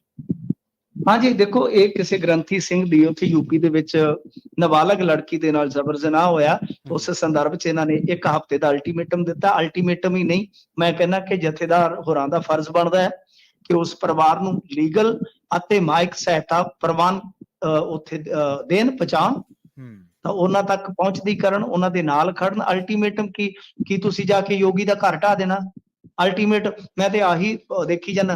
ਤਾਂ ਗੱਲ ਇਹ ਆ ਕਿ ਅਲਟੀਮੇਟਮ ਫਲਾਣੇ ਨੂੰ ਟਾਈਮ ਦਿਓ ਜੀ ਸਾਨੂੰ ਬੰਦੀ ਸਿੰਘਾਂ ਵਾਸਤੇ, ਉਹ ਕਹਿੰਦੇ ਨਹੀਂ ਦਿੰਦੇ। ਅਲਟੀਮੇਟਮ ਹੈ ਜੀ। ਅਮਰਤਪਾਲ ਸਿੰਘ ਹੋਰਾਂ ਤੋਂ NSA ਵਾਪਸ ਲਵੋ, ਅਲਟੀਮੇਟਮ ਨਹੀਂ ਲੈਂਦੇ ਜੀ। ਚਲੋ, ਤਾਂ ਗੱਲ ਇਹ ਆ ਕਿ ਬਸ ਆਹੀ ਅਲਟੀਮੇਟਮ ਹੀ ਆ, ਨਾਲ ਖੜੋ। ਇਨਸਾਫ ਦੀ ਇਸ ਲੜਾਈ ਨੂੰ ਜੇ ਜਿੱਤਣਾ, ਕਿਉਂਕਿ ਉੱਥੇ 2 ਰਸੂਖਦਾਰ ਆ ਜਿਨ੍ਹਾਂ ਨੂੰ ਪੁਲਿਸ ਬਚਾਉਣ ਦਾ ਯਤਨ ਕਰਦੀ ਪਈ ਆ। ਵੈਸੇ ਜਥੇਦਾਰ ਸਾਹਿਬ ਹੋਰਾਂ ਤੇ ਸਵਾਲ ਕਈ ਨੇ। ਪ੍ਰਵੀਨ ਜੀ, ਆਪ ਹੀ ਅਕਾਲੀ ਦਲ ਨੇ ਮੁੱਦਾ ਚੁੱਕਿਆ ਕਿ NSA ਨਜਾਇਜ਼ ਹੈ ਡਿਬਰੂਗੜ੍ਹ ਬੰਦੀਆਂ ਤੇ। ਆਪ ਹੀ ਹੁਣ ਕਹਿੰਦੇ ਕਿ ਅਕਾਲੀ ਬੰਦੀ ਸਿੰਘ, ਉਹ ਤੇ ਅਸੀਂ ਤੇ ਮੰਨਦੇ ਨਹੀਂ, ਉਹ ਤੇ ਜੀਨਾ ਪਾਉਣ ਵਾਲੇ ਸੀ, ਉਹ ਤੇ ਭੱਜ ਕੇ ਅੱਗੇ ਲੱਗ ਗਏ ਪੁਲਿਸ ਦੇ। ਸਾਲ ਹਲੇ ਕੈਦ ਨਹੀਂ ਕੱਟੀ, ਬੰਦੀ ਸਿੰਘ ਥੋੜੀ ਆ। ਇਹਨਾਂ ਨੂੰ ਹੁਣ ਸਵਾਲ ਕੀਤਾ ਜਾਣਾ ਚਾਹੀਦਾ ਕਿ ਤੁਸੀਂ ਪੁੱਛ ਲਓ ਅਕਾਲੀ ਦਲ ਤੋਂ ਕਿ ਉਹ ਕਦੋਂ ਸਹੀ ਸਨ। ਤੇ ਦੂਜੀ ਗੱਲ SGPC ਉਹਨਾਂ ਨੂੰ ਵਕੀਲ ਮੁਹੱਈਆ ਕਰਵਾਉਂਦੀ ਆ, ਅਕਾਲੀ ਦਲ ਉਹਨਾਂ ਨੂੰ ਹਰਾਉਣ ਵਾਸਤੇ ਮੈਦਾਨ ਦੇ ਵਿੱਚ ਆ। ਤੁਸੀਂ ਕਿਹਨੂੰ ਸਹੀ ਕਹੋਗੇ? ਤੁਸੀਂ ਇੱਕ ਆਦੇਸ਼ ਕਰਕੇ ਇਹਨਾਂ ਚੀਜ਼ਾਂ ਨੂੰ ਸੌਟ ਵੀ ਕਰ ਸਕਦੇ ਸੀ ਜੇ ਸਿਆਸੀ ਲਿਹਾਜ਼ ਨਾਲ ਦੇਖੀਏ। ਬਿਲਕੁਲ ਮਿੰਟੂ ਜੀ, ਇਹਨਾਂ ਖਾਸ ਖਬਰਾਂ ਤੇ ਖਾਸ ਜਾਣਕਾਰੀਆਂ ਦੇ ਲਈ ਤੁਹਾਡਾ ਬਹੁਤ-ਬਹੁਤ ਧੰਨਵਾਦ ਜੀ। ਜੀ ਸ਼ੁਕਰੀਆ ਜੀ। ਪ੍ਰੋਗਰਾਮ ਖਬਰ ਤੇ ਨਜ਼ਰ ਦੇ ਪਹਿਲੇ ਹਿੱਸੇ ਦੇ ਵਿੱਚ ਆਪਣੇ ਨਾਲ ਜੁੜੇ ਸਨ ਮਿੰਟੂ ਗੁਰਸਰੀਆ ਜੀ। ਵੇਲਾ ਹੋ ਗਿਆ ਇੱਕ ਬ੍ਰੇਕ ਦੇ ਲਈ ਰੁਕਣ ਦਾ। ਖਬਰਾਂ ਹਾਲੇ ਹੋਰ ਵੀ ਨੇ ਜਿਨ੍ਹਾਂ ਨੂੰ ਲੈ ਕੇ ਚਰਚਾ ਕਰਾਂਗੇ। ਖਬਰਾਂ ਪੰਜਾਬ ਦੀ ਪੋਲਿਟਿਕਸ ਦੀਆਂ ਨੇ, ਭਾਰਤ ਦੀ ਪੋਲਿਟਿਕਸ ਦੇ ਨਾਲ ਜੁੜੀਆਂ ਹੋਈਆਂ ਨੇ, ਜਿਨ੍ਹਾਂ ਤੇ ਆਪਾਂ ਚਰਚਾ ਕਰਾਂਗੇ। ਜਲਦ ਵਾਪਸੀ ਇੱਕ ਸ਼ਾਰਟ ਬ੍ਰੇਕ ਤੋਂ ਬਾਅਦ। ਜੁੜੇ ਰਹੋ ਪੰਜਾਬੀ ਰੇਡੀਓ USA ਦੇ ਨਾਲ।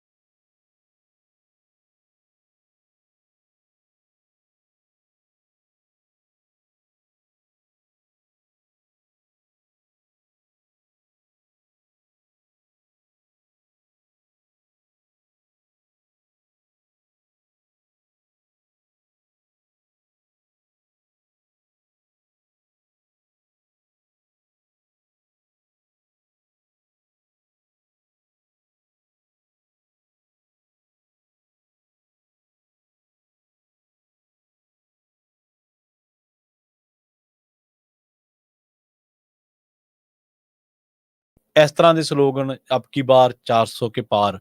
ਸੋ ਇਸ ਤਰ੍ਹਾਂ ਦੇ ਸਲੋਗਨ ਨੇ ਜਿਹਦੇ ਵਿੱਚੋਂ ਨਾ ਤਾਂ ਕੋਈ ਏਜੰਡੇ ਦੀ ਗੱਲ ਸੁਣਨ ਨੂੰ ਦਿਖਾਈ ਦਿੰਦੀ ਹੈ, ਨਾ ਕੋਈ ਲੋਕਾਂ ਨੂੰ ਨਾਲ ਲੈ ਕੇ ਚੱਲਣ ਵਾਲੀ ਗੱਲ ਦਿਖਾਈ ਦਿੰਦੀ ਹੈ। ਸਿਰਫ ਤੇ ਸਿਰਫ ਇੱਕ ਸੱਤਾ ਦਾ ਲੋਭ, ਸੱਤਾ ਦਾ ਹੰਕਾਰ, ਸੱਤਾ ਦੀ ਉੱਤੇ ਜਿਹੜੀ ਆਪਦੀ ਇੱਕ ਕਹਿੰਦੇ ਹੁੰਦੇ ਆਪਾਂ ਕਿ ਸਿਆਸਤ ਦਾ ਬਸ ਇਹ ਹੈ ਕਿ ਸਾਨੂੰ ਸੀਟਾਂ ਵੱਧ ਮਿਲਣੀਆਂ ਚਾਹੀਦੀਆਂ, ਸਾਡਾ ਜਿਹੜਾ ਪੋਲੀਟੀਕਲ ਰੋਡ ਹੈ ਉਹ ਕਲੀਅਰ ਹੋਣਾ ਚਾਹੀਦਾ, ਉਹਦੇ ਅੱਗੇ ਕੋਈ ਹਰਡਲ ਨਹੀਂ ਹੋਣਾ ਚਾਹੀਦਾ ਸੱਤਾ ਤੱਕ ਲਈ। ਬਾਕੀ ਦੁਨੀਆ ਦਾ ਜੋ ਮਰਜ਼ੀ ਬਣਦਾ ਬਣੇ, ਦੁਨੀਆ ਆਪਾਂ ਦੇਖਿਆ ਨਾ ਅੱਜ 400 ਕੇ ਪਾਰ ਤਾਂ ਕਹਿ ਰਹੇ ਨੇ, ਪਰ ਅਸਲ ਦੇ ਵਿੱਚ ਇਹਨਾਂ ਲੋਕਾਂ ਨੇ ਕਦੇ ਪਰਵਾਹ ਕੀਤੀ ਹੈ ਕਿ ਨੋਟਬੰਦੀ ਦੇ ਵਿੱਚ ਕਿੰਨੇ ਲੋਕ ਮਰ ਗਏ ਆਪਣਾ ਹੀ ਪੈਸਾ ਬੈਂਕਾਂ ਦੇ ਵਿੱਚ ਕਢਾਉਣ ਦੇ ਲਈ? ਕਰੋਨਾ ਦੇ ਵਿੱਚ ਕਿੰਨੇ ਲੋਕ ਮਾਰੇ ਗਏ? ਅੱਜ ਆਪਾਂ ਮਨਦੀਪ ਪੂਨੀਆ ਜੀ ਜਿਨ੍ਹਾਂ ਨੇ ਗਰਾਊਂਡ ਦੇ ਉੱਤੇ ਬਹੁਤ ਕੰਮ ਕੀਤਾ, ਹਜ਼ਾਰਾਂ ਕਿਲੋਮੀਟਰ ਦਾ ਸਫ਼ਰ ਤੈਅ ਕੀਤਾ ਉਹਨਾਂ ਨੇ ਭਾਰਤ ਦੇ ਵਿੱਚ, ਔਰ ਹਰ ਕੰਸਟੀਟਿਊਂਸੀ ਦੇ ਵਿੱਚ ਉੱਥੇ ਕਾਸਟ ਸਮੀਕਰਨ ਕੀ ਨੇ, ਉੱਥੇ ਇਕਨੋਮਿਕ ਜਿਹੜੀ ਆਰਥਿਕਤਾ ਹੈ, ਇਕਨੋਮਿਕ ਅਫੇਅਰਸ ਉਹ ਕਿੰਨੇ ਕੁ ਕੰਮ ਕਰ ਰਹੇ ਨੇ ਲੋਕਾਂ ਦੇ ਵਿੱਚ। ਰਾਮ ਮੰਦਰ ਨੂੰ ਲੈ ਕੇ ਲੋਕਾਂ ਦਾ ਕੀ ਪ੍ਰਤੀਕਰਮ ਹੈ, ਸਾਊਥ ਦੀ ਰਾਜਨੀਤੀ ਕੀ ਕਹਿੰਦੀ ਹੈ, ਜਿਹੜਾ ਮੱਧ ਭਾਰਤ ਹੈ, ਜਿਹੜਾ ਵਿਚਾਲੜਾ ਭਾਰਤ ਹੈ, ਇੱਥੋਂ ਦੀ ਪੋਲਿਟਿਕਸ ਕੀ ਕਹਿੰਦੀ ਹੈ, ਫਿਰ ਈਸਟ ਦੀ ਪੋਲਿਟਿਕਸ ਕੀ ਕਹਿੰਦੀ ਹੈ, ਨਾਰਥ ਦੀ ਪੋਲਿਟਿਕਸ ਕੀ ਕਹਿੰਦੀ ਹੈ। ਅੱਜ ਆਪਾਂ ਉਹਨਾਂ ਦੇ ਨਾਲ ਗੱਲਬਾਤ ਕਰਾਂਗੇ। ਪੂਰੀ ਉਮੀਦ ਹੈ ਕਿ ਕੋਈ ਜਿਹੜੀ ਪ੍ਰੋਗਰਾਮ ਆ ਉਹ 2 ਵਜੇ ਆਪਾਂ ਲੈ ਕੇ ਆਵਾਂਗੇ ਮਨਦੀਪ ਪੂਨੀਆ ਦੇ ਨਾਲ। ਉਸ ਪ੍ਰੋਗਰਾਮ ਦੇ ਵਿੱਚ ਭਾਰਤ ਦੀਆਂ ਘੱਟੋ ਘੱਟ 300 ਤੋਂ ਵੱਧ ਸੀਟਾਂ ਦਾ ਵਿਸ਼ਲੇਸ਼ਣ ਕੀਤਾ ਗਿਆ। ਇਹਦੇ ਨਾਲ ਸਾਰੇ ਜਿੰਨੇ ਵੀ ਇਲਾਕੇ ਨੇ ਜਿਓਗ੍ਰਾਫਿਕਲੀ, ਜਿੰਨੇ ਵੀ ਇਲਾਕੇ ਨੇ, ਚਾਹੇ ਉਹ ਉੱਥੇ ਕਾਸਟਿਜ਼ਮ ਕਿਵੇਂ ਹੈ, ਉੱਥੇ ਭਾਜਪਾ ਦੀ ਸਥਿਤੀ ਕਿਵੇਂ ਹੈ, ਕਾਂਗਰਸ ਦੀ ਕਿਵੇਂ ਹੈ, ਹਰ ਪਹਿਲੂ ਤੋਂ ਉਹਦੇ ਉੱਤੇ ਆਪਾਂ ਚਰਚਾ ਕੀਤੀ ਹੈ ਉਸ ਪ੍ਰੋਗਰਾਮ ਦੇ ਵਿੱਚ। ਸੋ ਪਰ ਅੱਜ ਸਲੋਗਨ ਦੀ ਗੱਲ ਜਿਹੜੀ ਕਰਦੇ ਸੀ ਆਪਾਂ ਕਾਂਗਰਸ ਨੇ ਇਸ ਵਾਰੀ ਸਲੋਗਨ ਦਿੱਤਾ, ਹੱਥ ਬਦਲੇਗਾ ਹਾਲਾਤ, ਜਾਂ ਆਓ ਸਾਥ ਦਿਓ ਹੱਥ ਦਾ। ਇਸ ਤਰ੍ਹਾਂ ਦੇ ਸਲੋਗਨਾਂ ਦੀ ਇਹਨਾਂ ਨੇ ਵਰਤੋਂ ਕੀਤੀ ਹੈ। ਹੱਥ ਹਾਲਾਤ ਬਦਲੇਗਾ, ਤੇ ਜਿਹੜੇ ਹੱਥ ਵਾਲੇ ਨੇ ਉਹਨਾਂ ਕੋਲ ਤਾਂ ਦੇਸ਼ ਦੀ ਸੱਤਾ ਸਭ ਤੋਂ ਵੱਧ ਰਹੀ ਹੈ, ਉਹਨਾਂ ਨੇ ਤਾਂ ਸਭ ਤੋਂ ਵੱਧ ਰਾਜ ਕੀਤਾ। ਕੀ ਹਾਲਾਤ ਬਦਲੇ ਨੇ ਲੋਕਾਂ ਦੇ? ਕੀ ਹਾਲਾਤ ਬਦਲੇ ਮਿਨੋਰਟੀ ਨੂੰ ਨਿਆਂ ਦੇਣ ਦੇ? ਕੀ ਹਾਲਾਤ ਬਦਲੇ ਲੋਕਾਂ ਨੂੰ ਨਾਲ ਲੈ ਕੇ ਚੱਲਣ ਦੇ? ਕੀ ਹਾਲਾਤ ਬਦਲੇ ਜਿਹੜਾ ਸਰਕਾਰੀ ਦਫ਼ਤਰਾਂ ਦੇ ਵਿੱਚ ਲੋਕਾਂ ਦਾ ਸ਼ੋਸ਼ਣ ਹੁੰਦਾ ਸੀ, ਲੋਕਾਂ ਦੀ ਗੱਲ ਨਹੀਂ ਸੀ ਸੁਣੀ ਜਾਂਦੀ? ਔਰ ਕਾਂਗਰਸੀਆਂ ਬਾਰੇ ਇੱਕ ਗੱਲ ਬੜੀ ਮਸ਼ਹੂਰ ਹੈ ਕਿ ਇਹ ਜਿਹੜੇ ਕਾਂਗਰਸੀ ਨੇ ਲੀਡਰ, ਇਹ ਇੱਕ ਸਪੈਸ਼ਲ ਟ੍ਰੀਟਮੈਂਟ ਭਾਲਦੇ ਨੇ। ਹੁਣ ਜਿਹੜੇ ਭਾਜਪਾ ਚੋਂ ਆਏ ਵਾਪਸ, ਉਹਨਾਂ ਨੂੰ ਇਸੇ ਕਰਕੇ ਸੀਗਾ ਕਿਉਂਕਿ ਕਾਂਗਰਸ ਦੇ ਵਿੱਚ ਇੱਕ ਰਿਵਾਜ ਹੈ ਕਿ ਹਰ ਇੱਕ ਨੂੰ ਇੱਕ VIP ਟ੍ਰੀਟਮੈਂਟ ਦਾ, ਤੇ ਹਰ ਇੱਕ ਨੂੰ ਇਹ ਮਹਿਸੂਸ ਕਰਾਉਣ ਦਾ ਕਿ ਤੂੰ ਬੜਾ ਤਕੜਾ ਲੀਡਰ ਹੈ। ਇਹਨਾਂ ਦੇ ਵਿੱਚ ਇਹ ਰਿਵਾਜ ਹੈ ਇਸ ਪਾਰਟੀ ਦੇ ਵਿੱਚ। ਜਦੋਂ ਪੰਜਾਬ ਦੇ ਕਾਂਗਰਸੀਆਂ ਨੂੰ ਉਹ ਟ੍ਰੀਟਮੈਂਟ ਉੱਥੇ ਨਾ ਮਿਲਿਆ, ਕਿਉਂਕਿ ਉੱਥੇ ਕੋਈ ਨਹੀਂ ਪੁੱਛਦਾ ਭਾਜਪਾ 'ਚ, ਉਹਨਾਂ ਕੋਲੇ ਬੜੀ ਡਾਰ ਹੈ, ਉਹਨਾਂ ਕੋਲੇ ਬਹੁਤ ਲੀਡਰ ਨੇ, ਤਾਂ ਉਹ ਵਾਪਸ ਆ ਗਏ। ਉਹਨਾਂ ਨੂੰ ਲੱਗਿਆ ਕਿ ਇੱਥੇ ਆਪਣੀ ਦਾਲ ਨਹੀਂ ਗਲਣੀ। ਤੁਸੀਂ ਦੇਖ ਲਓ ਪੰਜਾਬ ਦੇ ਕਿੰਨੇ ਲੀਡਰ ਵਾਪਸ ਆਏ ਹੈ। ਤੇ ਕਾਂਗਰਸ ਨੇ ਇਹ ਜਿਹੜਾ ਕਲਚਰ ਸੀਗਾ ਲੋਕਾਂ ਤੇ ਵੀ ਥੋਪਿਆ ਵਾਇਆ ਅਫਸਰਸ਼ਾਹੀ। ਅਫਸਰਾਂ ਨੇ ਲੋਕਾਂ ਦੀ ਸੇਵਾ ਕਰਨ ਦੀ ਬਜਾਏ ਚਾਈ ਕਿ ਯਾਰ ਅਸੀਂ ਆਜ਼ਾਦ ਹੋਏ ਹਾਂ, ਅਸੀਂ ਵਿਚਰ ਰਹੇ ਹਾਂ, ਅਸੀਂ ਆਪਣੇ ਸਿਸਟਮ ਨੂੰ ਅੱਗੇ ਲੈ ਕੇ ਜਾਣਾ, ਬਜਾਏ ਇਸ ਦੇ ਕੁਝ ਚੰਦ ਲੋਕਾਂ ਦੀ ਸੇਵਾ ਕਰਨ ਦੀ ਬਜਾਏ, ਲੋਕਾਂ ਨੂੰ ਨਾਲ ਲੈ ਕੇ ਚੱਲਣ ਦੀ ਬਜਾਏ, ਕੁਝ ਚੰਦ ਘਰਾਣੇ ਜਿਹੜੇ ਕਿ ਚਾਪਲੂਸ ਸੀਗੇ ਗਾਂਧੀ ਪਰਿਵਾਰ ਦੇ, ਤੇ ਕੁਝ ਕਾਰੋਬਾਰੀ ਜਿਨ੍ਹਾਂ ਦੀ ਲੋੜ ਸੀ ਸੱਤਾ ਦੇ ਨਾਲ ਰਹਿਣਾ, ਉਹਨਾਂ ਨੇ ਇੱਕ ਤਰੀਕੇ ਨਾਲ ਇਸ ਸਿਸਟਮ ਨੂੰ ਹਾਈਜੈਕ ਕਰ ਲਿਆ, ਔਰ ਦਹਾਕਿਆਂ ਬੱਧੀ ਹਾਈਜੈਕ ਕਰ ਰੱਖਿਆ। ਨੋ ਡਾਊਟ ਮੈਨੂਫੈਕਚਰਿੰਗ ਦੇ ਮਾਮਲੇ ਦੇ ਵਿੱਚ, ਇਨਫਰਾਸਟ੍ਰਕਚਰ ਦੇ ਮਾਮਲੇ ਦੇ ਵਿੱਚ ਭਾਰਤ ਅੱਗੇ ਵੱਧਦਾ ਗਿਆ, ਆਪਾਂ ਇਸ ਗੱਲ ਨੂੰ ਮੁਨਕਰ ਨਹੀਂ ਹੁੰਦੇ। ਪਰ ਜਿਹੜੀ ਲੋਕਾਂ ਨੂੰ ਨਾਲ ਲੈ ਕੇ ਚੱਲਣ ਦੀ ਗੱਲ ਸੀ, ਜਿਹੜੀ ਪਾਰਦਰਸ਼ਤਾ ਦੀ ਗੱਲ ਸੀ, ਤੁਸੀਂ ਦੇਖੋ ਕਿ ਘੁਟਾਲਿਆਂ ਦੀ ਇੱਕ ਜੀਪ ਚੱਲੀ ਸੀ। ਉਸ ਤੋਂ ਬਾਅਦ ਕਿੰਨੇ ਘੁਟਾਲੇ ਕਾਂਗਰਸ ਦੀ ਸਰਕਾਰ ਦੇ ਵਿੱਚ, ਸੈਂਕੜੇ ਘੁਟਾਲੇ ਹੋਏ ਕਾਂਗਰਸ ਦੀ ਸਰਕਾਰ ਦੇ ਵਿੱਚ। ਕੋਈ ਪਾਰਦਰਸ਼ਤਾ, ਕੋਈ ਅਕਾਊਂਟੇਬਿਲਿਟੀ। ਜਿਹੜੀ ਆ UPA 2 ਗਈ ਹੈ 2014 ਦੇ ਵਿੱਚ, ਜਦੋਂ ਸਾਡੇ ਫਕੀਰ ਸਾਹਿਬ ਆਉਂਦੇ ਨੇ ਗੁਜਰਾਤ ਮਾਡਲ ਲੈ ਕੇ, ਉਦੋਂ ਕੀ ਸੀਗਾ? ਉਦੋਂ ਕਣੀ ਮੋਜੀ, ਇਹ ਰਾਜਾ, ਇਹ ਸਾਰੇ ਕੋਈ 2G ਸਕੈਮ 'ਚ ਫਸਿਆ ਪਿਆ, ਕੋਈ ਕਾਮਨਵੈਲਥ ਦੇ ਵਿੱਚ ਫਸਿਆ ਪਿਆ, ਕੋਈ ਕੋਲ ਘੁਟਾਲੇ ਦੇ ਵਿੱਚ ਫਸਿਆ ਪਿਆ, ਕੋਈ ਕਿਹੜੇ ਘੁਟਾਲੇ ਦੇ ਵਿੱਚ। ਇਸੇ ਕਰਕੇ ਇਹਨਾਂ ਨੇ ਕੇਜਰੀਵਾਲ ਆ ਗਿਆ ਇੱਧਰੋਂ, ਜਿਨ੍ਹਾਂ ਦੇ ਬਾਰੇ ਇਹ ਵੀ ਚਰਚਾ ਚੱਲਦੀ ਹੈ ਕਿ ਇਹ ਵੀ ਜਿਹੜੀ ਟੀਮ ਸੀ ਉਦੋਂ ਧਰਨੇ ਮੁਜ਼ਾਹਰੇ ਕਰ ਰਹੀ ਸੀ। ਅੱਜ ਤੁਸੀਂ ਦੇਖ ਲਓ ਕਿ ਅੰਨਾ ਹਜ਼ਾਰੇ ਕਿੱਥੇ ਹੈ, ਕਿਰਨ ਬੇਦੀ ਕਿੱਥੇ ਹੈ, ਅਨੁਪਮ ਖੇਰ ਕਿੱਥੇ ਹੈ? ਸਾਰੇ ਉੱਥੇ ਬੈਠੇ ਨੇ ਨਾ ਭਾਜਪਾ ਦੇ ਵਿੱਚ ਜਾ ਕੇ। ਸੋ ਇਹਨਾਂ ਨੇ ਕੰਪੇਨ ਕੀਤੀ, ਦੇਸ਼ ਦੇ ਵਿੱਚ ਮਾਹੌਲ ਤਿਆਰ ਕੀਤਾ। ਮਾਹੌਲ ਦਾ ਹੋਣਾ ਬਹੁਤ ਜ਼ਰੂਰੀ ਹੈ। ਮਾਹੌਲ ਤਿਆਰ ਕੀਤਾ ਕਿ ਕਾਂਗਰਸ ਨੂੰ ਚੱਲਦਾ ਕਰੋ ਤੇ ਇੱਥੇ ਭਾਜਪਾ ਨੂੰ ਲਿਆਓ। ਬਾਅਦ ਦੇ ਵਿੱਚ ਉਹੀ ਭਾਜਪਾ ਦੇ ਆਪਾਂ ਉਹੀ ਮੌਬ ਲਿੰਚਿੰਗ, ਉਹੀ ਮਿਨੋਰਟੀਜ਼ ਦੇ ਨਾਲ ਧੱਕਾ, ਉਹੀ ਆਮ ਲੋਕਾਂ ਦੇ ਨਾਲ ਧੱਕਾ, ਉਹੀ ਬੇਰੁਜ਼ਗਾਰੀ, ਸਾਰਾ ਕੁਛ ਉਹੀ ਤਾਂ ਦੇਖ ਰਹੇ ਹਾਂ। ਚੰਦ ਲੋਕ ਸਿਸਟਮ ਨੂੰ ਚਲਾ ਰਹੇ ਨੇ, ਜਿਨ੍ਹਾਂ ਕੋਲੇ ਬੰਦਰਗਾਹਾਂ ਨੇ, ਜਿਨ੍ਹਾਂ ਕੋਲੇ ਪੋਰਟਸ ਨੇ, ਜਿਨ੍ਹਾਂ ਕੋਲੇ ਹਵਾਈ ਅੱਡੇ ਨੇ, ਜਿਨ੍ਹਾਂ ਕੋਲੇ ਰੇਲ ਗੱਡੀਆਂ ਨੇ। ਸੋ ਕਬਜ਼ੇ ਦੀ ਤਾਂ ਗੱਲ ਸੀ, ਸਾਰੀ ਗੱਲ ਤਾਂ ਅਕਾਊਂਟੇਬਿਲਿਟੀ ਤੇ ਗੱਲ ਤਾਂ ਟਰਾਂਸਪੇਰੈਂਸੀ ਦੀ ਚੱਲੀ ਸੀ, ਪਰ ਉਹ ਕਿਤੇ ਨਜ਼ਰ ਨਹੀਂ ਆ ਰਹੀ। ਹੁਣ ਹੱਥ ਨੇ ਹਾਲਾਤ ਕੀ ਬਦਲੇ ਲੋਕਾਂ ਦੇ, ਇਹਨਾਂ ਦੇ ਸਲੋਗਨ ਹੈ ਇਸ ਵਾਰੀ ਕਿ ਹੱਥ ਬਦਲੇਗਾ ਹਾਲਾਤ। ਕਹਿਣ ਤੋਂ ਭਾਵ ਇਹ ਹੈ ਕਿ ਜਿਹੜੀਆਂ ਪੋਲੀਟੀਕਲ ਪਾਰਟੀਜ਼ ਨੇ, ਜਿਹੜੇ ਸਾਡੇ ਸਿਆਸਤਦਾਨ ਨੇ, ਇਹਨਾਂ ਦੇ ਮਨਾਂ ਦੇ ਵਿੱਚ ਸੱਤਾ ਦੇ ਉੱਤੇ ਰਹਿਣ ਦਾ ਜਿਹੜਾ ਸ਼ੌਂਕ ਹੈ ਜਾਂ ਉਹਦਾ ਜਿਹੜਾ ਜਨੂਨ ਹੈ ਉਹ ਘਰ ਕਰ ਗਿਆ ਹੈ। ਇਹਨਾਂ ਨੂੰ ਸਮੁੱਚਤਾ ਦੇ ਵਿੱਚ ਲੋਕਾਂ ਨੂੰ ਨਾਲ ਲੈ ਕੇ ਚੱਲਣ ਦਾ ਉਹ ਮਾਦਾ ਨਹੀਂ ਹੈ। ਅੱਜ ਭਾਜਪਾ ਤੇ ਅੱਜ ਤੁਸੀਂ ਦੇਖ ਲਓ, ਕਿਸੇ ਨੂੰ ਅਰਬਨ ਨਕਸਲ ਕਹਿਤਾ, ਕਿਸੇ ਨੂੰ ਖਾਲਿਸਤਾਨੀ ਕਹਿਤਾ, ਕਿਸੇ ਨੂੰ ਪਰਜੀਵੀ ਕਹਿਤਾ। ਨਾ ਕਿਸੇ ਬੇਰੁਜ਼ਗਾਰ ਨੂੰ ਧਰਨਾ ਲਾਉਣ ਦੀ ਇਜਾਜ਼ਤ ਹੈ, ਨਾ ਕਿਸੇ ਕਿਸਾਨ, ਕਿਸੇ ਮਜ਼ਦੂਰ ਭਰਾ ਨੂੰ, ਕਿਸੇ ਦਲਿਤ ਭਰਾ ਨੂੰ ਧਰਨਾ ਲਾਉਣ ਦੀ ਇਜਾਜ਼ਤ ਹੈ। ਖੱਬੇ ਪੱਖੀ ਧਿਰਾਂ ਤੋਂ ਤਾਂ ਇਹਨਾਂ ਨੂੰ ਵੈਸੇ ਹੀ ਚਿਹੜਾ ਹੈ, ਉਹਨਾਂ ਨੂੰ ਤਾਂ ਇਹ ਕਹਿੰਦੇ ਨੇ ਕਿ ਇਹ ਅਰਬਨ ਨਕਸਲ ਨੇ। ਉਹਨਾਂ ਨੂੰ ਕਿਸੇ ਨੂੰ ਮਾਓਇਸਟ ਕਹਿਤਾ, ਕਿਸੇ ਨੂੰ ਨਕਸਲੀ ਕਹਿਤਾ, ਕਿਸੇ ਨੂੰ ਕੁਛ ਕਹਿਤਾ।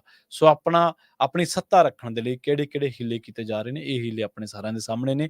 ਪਰ ਅਸਲ ਦੇ ਵਿੱਚ ਸੱਤਾ ਉਹੀ ਆ ਕਿ ਆਪਾਂ ਪ੍ਰੋਗਰਾਮਾਂ ਦੇ ਵਿੱਚ ਅਕਸਰ ਗੱਲ ਕਰਦੇ ਹੁੰਦੇ ਹਾਂ ਕਿ ਆਪਾਂ ਕਹਿੰਦੇ ਕਿ ਸਿਆਸਤ ਬੜੀ ਗੰਦੀ ਚੀਜ਼ ਹੈ। ਸਿਆਸਤ ਨਹੀਂ ਗੰਦੀ ਚੀਜ਼, ਸਿਆਸਤ ਕਦੇ ਮਾੜੀ ਨਹੀਂ ਹੁੰਦੀ, ਪਰ ਬਸ਼ਰਤੇ ਇਹਨੂੰ ਚਲਾਇਆ ਠੀਕ ਢੰਗ ਦੇ ਨਾਲ ਗਿਆ ਹੋਵੇ, ਬਸ਼ਰਤੇ ਇਹ ਲੋਕ ਪੱਖੀ ਹੋਵੇ, ਬਸ਼ਰਤੇ ਇਹ ਸਮੁੱਚਤਾ ਦੇ ਵਿੱਚ ਹਰ ਇੱਕ ਮਾਈਨੋਰਟੀ ਦੇ ਬੰਦੇ ਨੂੰ, ਹਰ ਇੱਕ ਵਰਗ, ਹਰ ਫਿਰਕੇ, ਹਰ ਖਿੱਤੇ, ਹਰ ਜ਼ਾਤ ਦੇ ਬੰਦੇ ਨੂੰ ਨਾਲ ਲੈ ਕੇ ਚੱਲੇ, ਉਹ ਸਿਆਸਤ ਚੰਗੀ ਹੁੰਦੀ ਹੈ। ਸਿਆਸਤ ਨਹੀਂ ਮਾੜੀ, ਇਹਨੂੰ ਕਰਨ ਵਾਲੇ ਮਾੜੇ ਨੇ, ਇਹਨੂੰ ਇੰਪਲੀਮੈਂਟ ਕਰਨ ਦਾ ਢੰਗ ਮਾੜਾ ਹੈ, ਇਹਦਾ ਜਿਸ ਤਰੀਕੇ ਦੇ ਨਾਲ ਇਹਨੂੰ ਚਲਾਇਆ ਜਾ ਰਿਹਾ ਉਹ ਮਾਡਲ ਮਾੜਾ ਹੈ। ਕੁਛ ਲੋਕਾਂ ਤੱਕ ਸੀਮਿਤ ਜਿਹੜਾ ਮਾਡਲ ਹੈ, ਭਾਵੇਂ ਉਹ ਆਰਥਿਕਤਾ ਦੇ ਤੌਰ ਤੇ ਹੈ, ਭਾਵੇਂ ਉਹ ਸਮਾਜਿਕ ਤੌਰ ਤੇ ਹੈ, ਤੇ ਭਾਵੇਂ ਉਹ ਧਾਰਮਿਕ ਤੌਰ ਤੇ ਹੈ। ਬਹੁਤ ਬਹੁਤ ਧੰਨਵਾਦ। ਜਲਦ ਹਾਜ਼ਰ ਹੋਵਾਂਗੇ ਅਗਲੀ ਪੇਸ਼ਕਸ਼ ਲੈ ਕੇ ਪੰਜਾਬੀ ਰੇਡੀਓ ਐਸੇ ਦੀ ਅਪਡੇਟ ਅਮਰੀਕਾ। ਸਤਿ ਸ਼੍ਰੀ ਅਕਾਲ।